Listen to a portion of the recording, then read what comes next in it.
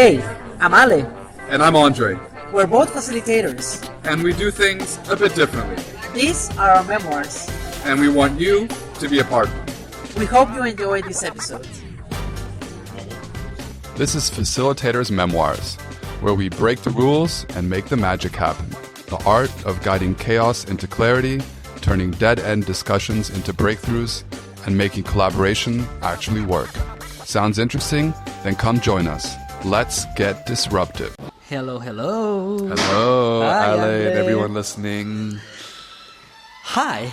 It's good to have you once again back in our normal format, in our old format, in our good old format of going, eating, talking, and facilitating as often. Yeah, it's interesting how what used to be the normal all of a sudden feels a bit weird. Yes, exactly. Where's the audience? Where's the live everyone? situation? Yeah. It was so much fun, and yeah, we have to get used to back to the normal way of things. But it's what also does fun. make it easier, of course, is always the delicious food. Exactly. We cannot say that food is not fun. Like that part of the fun is always important too. And there is a level of comfort that Yes. I'm refinding in having eaten and then recording And the then episode, recording. which was, well, Yeah. I guess, the only real difference also with the live recording Yeah. in terms of the food. And thank you today it was your pick today, Ale. It was a Thank you pick. for Where are we today, choosing Andre? a delicious Indian restaurant. Indian. Also something we haven't had yet. Yeah. Dedicated listeners will know we are big fans of Asian cuisine. Yes, we are. Indian cuisine is Asian cuisine. And filling, it fills your tummy a lot. Fills your tummy and has great variety of spices and very delicious fresh food. So we're happy as always going into these recordings, and it's very nice to see you again, Ale. It's very nice to see you I once again haven't seen too. you since the live recording. Yes, it's a different vibe. It's a different, or it's the same old setting. But that also brings us a little bit to what we wanted to talk a little bit today, because we're finishing the year. You know, a little bit like the mood of now. Winter is coming. It's getting a little bit more silent. So it comes more to reflection, more to thinking, more to seeing yourself a little bit outside of your own body, a little bit in a way. So we're coming also now to a moment of thinking about our older versions, like who we were before and who we want to be a little bit more in the future, right, Andre? Yeah, I mean, end of the year, December, that time of the year does that with us, right? Yeah. And we are giving into that process and trying to make the most of it. And we've been spending our dinner today also talking about how the year went, what were some of our milestones, how we felt, how this podcast has developed. And I think overall we're both very happy with how our year went. Yes, with all the challenges it brought to us. And we thought that maybe in that tone, in that sense, we would dig into our podcast topic for the day. Exactly. And I feel like we are in a giving mood. We're in a giving mood, but not only are we in a giving mood, we're understanding a little bit like this big gift of facilitation that we have. Not only as the gift that you can give to a person, but also, what were you saying? The gift that keeps giving, right, The Andre? gift that keeps on giving. Basically, this podcast is about gifts. It's about gifts, exactly. It's about gifts. And talents, gifts, and things we give and we receive. We feel like that facilitation, for us at least, in our lives, is the gift that keeps on giving. Yeah, absolutely. Right? Because ultimately, we have been doing this for quite some time. And very passionately, I guess you could say. So we're very connected to the work that we do.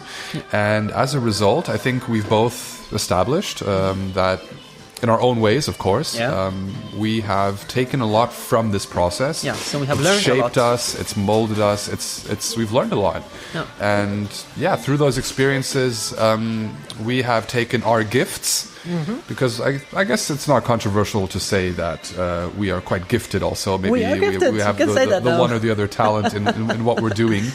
But also we feel like that facilitation is a gift in itself. And we like to call it the gift that keeps on giving, because we continue doing it. We continue doing it. And it keeps on giving us something to take away and grow. And also in the best spirit of the holidays now, it gives us a moment to also reflect a little bit about the Andre before facilitation and the Ale before facilitation, and who we are right now and how we have been changing, how we have been growing a little bit along the way.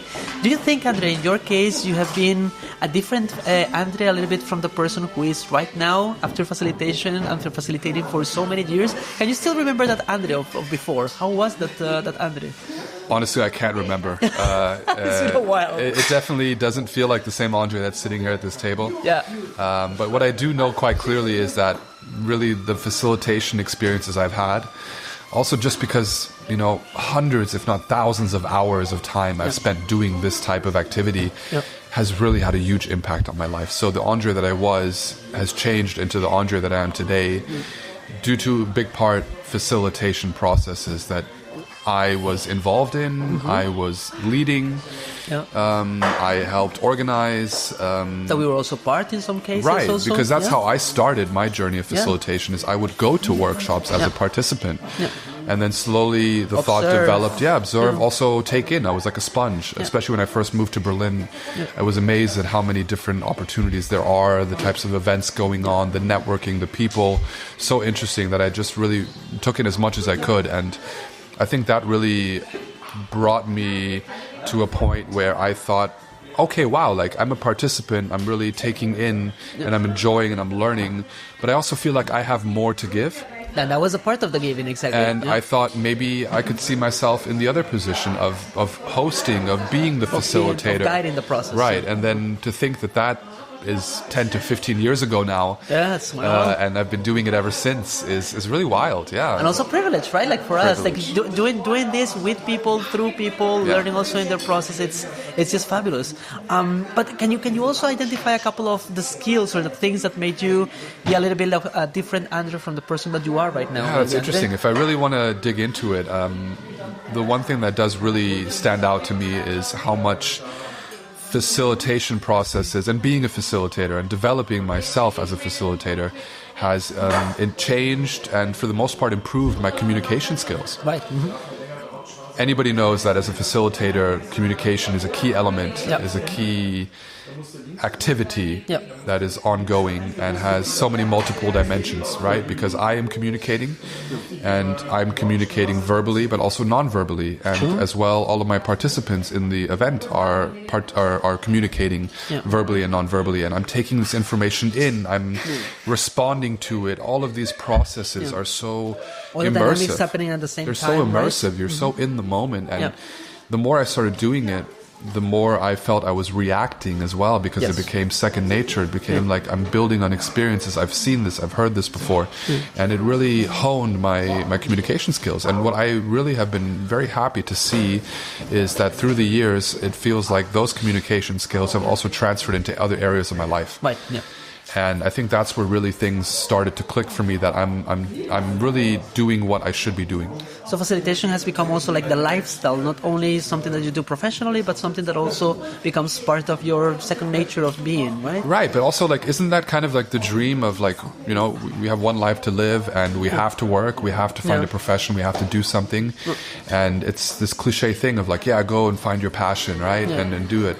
But to actually live that and go through that and have that be so interconnected and not be like, oh, well, I'm doing something and it has nothing to do with my private life and I'm not really growing in my private life because I'm so concentrated on the work. We have been able to do it. I have been concentrated on the work, but it's also helped me to grow in my private life and other work-related areas. And I think that's what's been really, really cool for me to see. And that's also something that I have definitely been reflecting on a little bit more in recent years. Because in the beginning, you're just so busy doing. And developing and growing and just going with the journey, right? Like just continuing every day. And maybe to give some concrete examples, for example, nonverbal communication was something I grew up struggling with. To be aware of how I'm coming across, how I'm communicating non-verbally, but also how other people perceive me. When you really come down to it, that's what it is, like how other people perceive me. And I would find myself in situations where I was being perceived differently to how I thought I was presenting myself or how I was acting, and I didn't understand why. And the more I was facilitating, the more I was kind of in a position where I had to read my participants' nonverbal communication, or rather come to the understanding of how important it is and how much I can learn from their nonverbal communication, and being more attuned to it and focusing on it more and really having a strong view on it and taking that perspective in.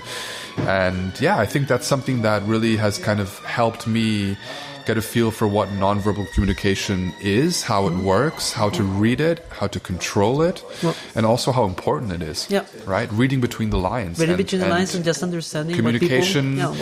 we always think of words, we always think of speaking, but exactly. Yeah. I think the real beauty and the real on the one hand, the real beauty, but also on the other hand, as a facilitator, the challenge. The challenge and the skill that you have to develop. Right, the skill is reading nonverbal communication and also maybe factoring it in, right? Using it, because leveraging it. People are going to tell us that they are feeling comfortable, that they are totally happy, but then you see a little bit like the way that they have their body language, the way that they are making the intonation, and just kind of feeling like, yes, maybe no, maybe I have to rethink what I'm doing. And that turned around is something that I've been told before in my past is, I'm saying like, oh, I'm so happy to be here in this situation, and then somebody's saying like, well, your body seems a bit tense, and I'm like, oh, really? Like I haven't noticed, and it's just that awareness that has come over time, being a facilitator, and it's cool to see also because it's so important, right? Everyone knows communication is key to the human experience, and to feel like that I've grown doing something that I love and would have done anyway, and grown in that specific important field of communication. On numerous levels, has just been so rewarding and really cool to understand that that's what's going on. That's basically what the process is altogether. Yeah. How is it with you? Do you have any specific element where you think, oh wow, like facilitation really contributed in me developing in this certain area? I mean, very important for me also, now that I'm listening to you also, Andre, the fact that we wanted to also create a little bit like this episode or talk a little bit about the topic today, because we wanted to give a segue also to people who do not use facilitation maybe every day. Because we noticed also in our last episode that there are some people that are not necessarily facilitators, trainers, coaches, that see value in our work. And what we discovered is that they see value in this because facilitation is a gift that can be used in many different places, in many different aspects of our lives, right? So we wanted to also go a little bit deeper into where those spaces are. And I find it very interesting that you're saying the part of communication, because yes, so many professions need that process of communication and understanding that verbal and non-verbal communication to understand better how teams are working, how the people in our families are working. It's so very needed, not just for the sake of... It's omnipresent. It's something that you're going to be using all the time. If you go back to all the episodes that we had this year, Andre, listening, being present, being vulnerable, all those aspects, all those skills are part of a bigger umbrella, which is being a better human being. Being a better human being who is more active, more present, there for the conversation, for the situation, right? And coming to your question, digging deeper into the Ale that was before and a little bit the Ale that is now, which is like in your case, long time ago when I was only maybe 10 years old, when I had just been born. Going real back, huh? No, just because we're not saying the age, but if you meet me, you will know the age. No, it's been a while also, like you, Andrew. Like we have been doing facilitation, or we have been involved in facilitation, and it's difficult to remember that Ale so much. But what I have discovered during the years of going through the journey, like in your case, was that some specific skills have honed a little bit or have been attuned a little bit more with time. And one of them was me being in Berlin at the very beginning and trying to become a freelancer. And when I was becoming a freelancer, one of the skills that I needed was to sell my services. And that was complicated, right? Because you know that you have, like you were saying, this gift that we have, but this is a gift that the very principle of a gift is to give it away for free or for very little, right? Because you see that the talent is important for others and you want to give it away. But at the same time, somebody has to pay the bills. We have to pay the bills, right? So I found myself... And we would like to do it. Doing facilitation, right? Exactly. That's what we love, so let's find a way to get paid doing it. That's the passion. That's the passion that you were talking about. So I found myself very often having conversations with possible clients or possible candidates of people that I wanted to, and I was very excited also to work with. And then I discovered that I had to do that process of a sale, like sell myself or sell my services, right? And it was very complicated. At the very beginning also, like just going there and saying, like putting a number to what I'm doing or putting a specific time frame for something that I could take even longer, that I cannot promise that I can do it, that I can deliver in a couple of days. By the way, anyone who is listening and wants to have time management in 1 hour, that's exactly the problem. That's the problem that you're having, not the training by itself, but wanting something like that, it's the problem by itself. So I discovered also that I I had to do it in a different way. And because we have created a little bit that expertise, you and I, Andrew, of doing things in a different way, sure. I discovered that the best possible way for me to do it and to brand a little bit the technique of Ale was to do it through a conversation. By saying, hey, look, if you want to work with me, I cannot send you a proposal. Instead of having a proposal, how about we have a conversation? We just talk. Okay. Let me discover a little bit what are your pain points. What do you want, that training that you're telling me about that you want it so much? Let's see why you're needing it. Why now? Why not later? And for who you are trying to do it, right? And in that conversation, even though it would have been very easy for me to just sell the services of Ale, I went deeper into a diagnostic of understanding why the person needed that service of mine. And sometimes the result of that conversation was maybe they don't need Ale right now, but maybe there is a space for Ale later. But the conversation just allowed me to not make a sale, but actually just understand and listen to the other part. Yeah. And by doing that, I noticed also that people respected a little bit my services better, because they noticed that I was being the same facilitator for the diagnostics as I was when I was executing actually the trainings. Right. And that made a lot of sense, right? Yeah. And I think that was a moment where I disconnected a little bit from, I have to do it like all people, like everyone else, just selling my services. Yeah. I can do it also Ale style and also still brand it as Ale the facilitator trying to do this, right? Yeah, that's powerful, and that resonates with me, and also resonates with my view of you and seeing you also develop through the years, because I feel like that authenticity is what sets you apart, and it's brilliant. You're giving them a taste of who you are as a person and potentially as a facilitator, or in that role of assisting, of being there and guiding people before the actual task has even begun. Exactly. Yeah. And by that also people can basically see a little bit the process, the way that it is working with Ale, and they can decide also to do it or not at that moment. But then at the same time, I'm just letting them know how I like to do things, which is I want to be there with people. I want to do it in person with people. Yeah. I'm not going to be, and everyone knows it now that they have been listening to our podcast, I'm not going to be the person that's going to bring them the whole big outline with every single thing that I'm going to be doing that day. Yeah. I'm going to be present. I'm going to listen to your people, and I'm going to create something that's going to be valuable for them for the moment, right? I was just going to say that's very on par with what you've been describing in previous episodes of how you work as a facilitator. You don't go in with a master plan. Exactly. You go in with an open mind and curiosity of who are the people that are sitting in front of you, and you talk to them. You start that conversation, and it's really cool to see that you had that thought, that very active thought of let me try this. And I would say it was very similar with me also with the communication of various points where I was like, let me try this communication style. Let me try paying a little bit more attention to this aspect. And it was testing in a way, right? Like, let me just test something. Let me see if this works, if it doesn't. Yeah, because when we started doing this or focusing on these aspects, we weren't doing it with the intention of like, oh, this is going to make me a better person. This is going to help me grow. Yeah.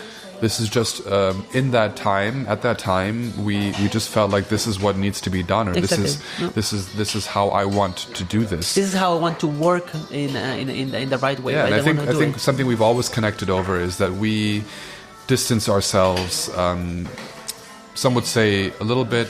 Maybe we would say a lot. We would say a lot, exactly. from status quo ways of doing it, and I think that is something that enhances our growth as facilitators and human beings. Is just the risks we take and the amount of times we've stepped into the unknown, not knowing where it's going to take us, but having repeated experiences of it pushing us forward and helping us grow, and then seeing that over time transfer into other aspects of our life, whether work or private life, just is another reassurance of, whoa, cool, like I had this risky thought of let me try it differently, let me do this, and I tried it, and I did it, and I had the courage, and wow, it worked, and it worked really well, and wow, let's continue doing it, and maybe let's also add on to that another risk, another something another thought that I have that I think could be great and revolutionary, and maybe since the last thing helped me grow as a person, this new thing might help me grow as a person as well, right? And I think you are nailing also another very good example of how facilitation has made us grow, the two of us. Actually, that one is connected to the two of us. Yeah. The risk tolerance that we have right now